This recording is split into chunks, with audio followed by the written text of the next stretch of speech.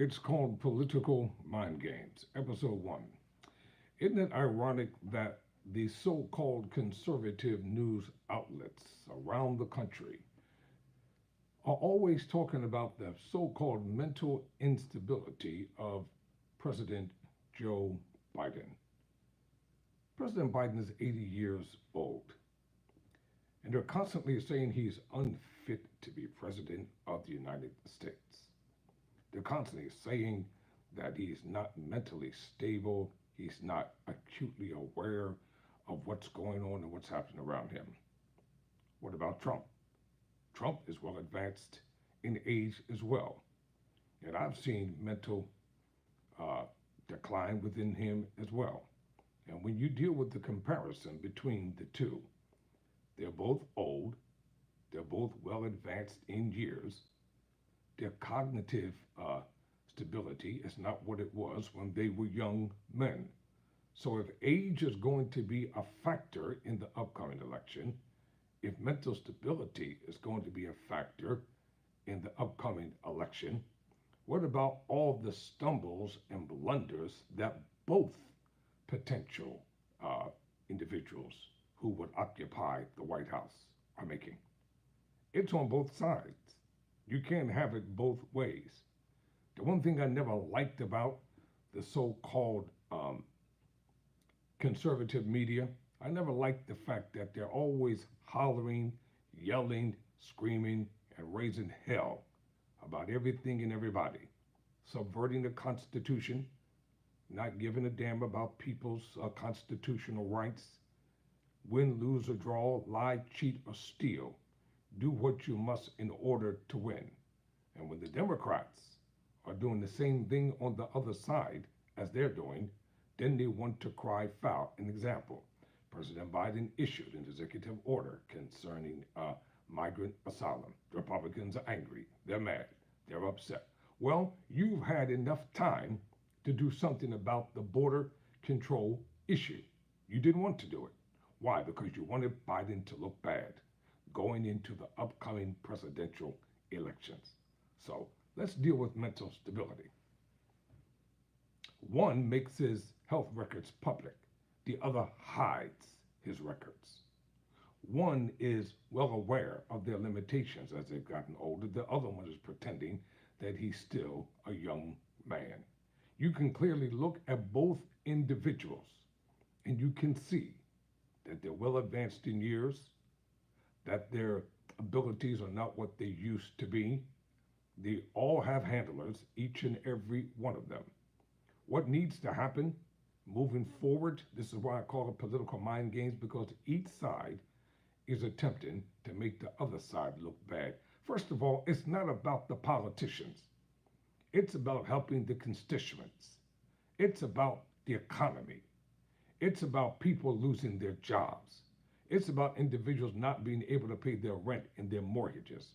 It's about individuals dealing with corporations who are siding with the politicians, and they're losing their homes. Their families are being destroyed. They can't make ends meet. This is what this election is about. It's about the economy.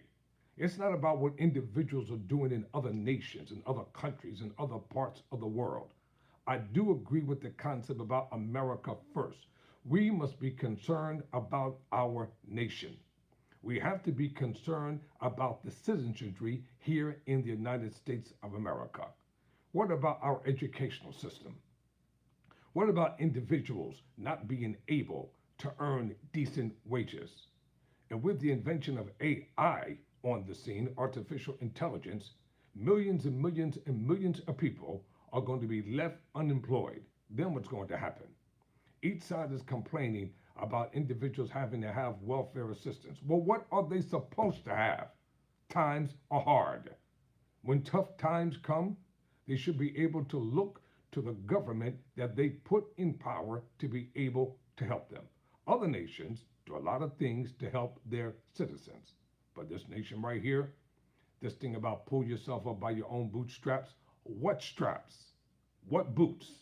How are you going to pull yourself up by your bootstraps when you don't even have the money to buy the boot or the straps? So this deflecting game these political mind games about who's stable enough. We need young people to run this nation. I've said it before and I'm going to say it again. It is time for America to elect a woman to lead this nation. Be she Republican or Democrat or independent. I'm an independent registered voter. I vote my conscience. I used to be a Democrat. I used to be a Republican. I'm not a part of either party.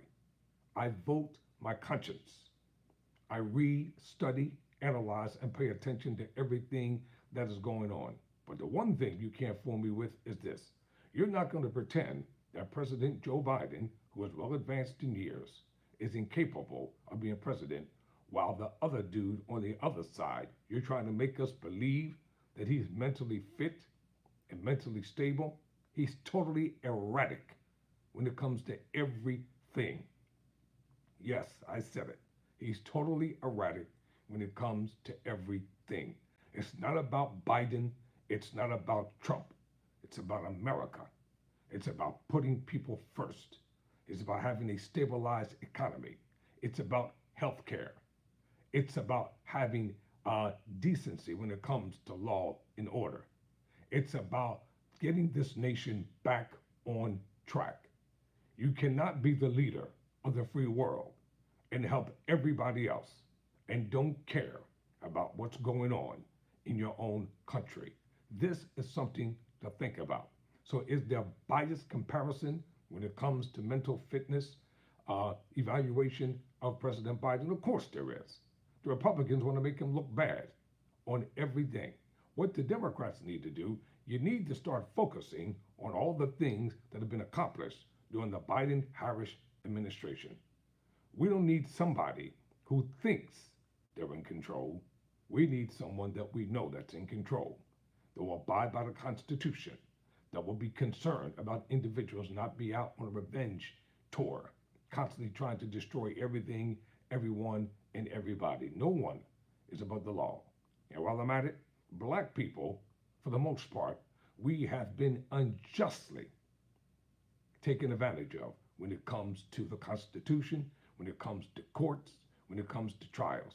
And the so-called jury of our peers, it has never been an all-black jury. It's always been an all-white jury. Yeah, that's right. You know it, and I know it. So I don't want to hear that garbage about a jury of our peers. Rich people can afford to have a jury of their peers. They have the best lawyers.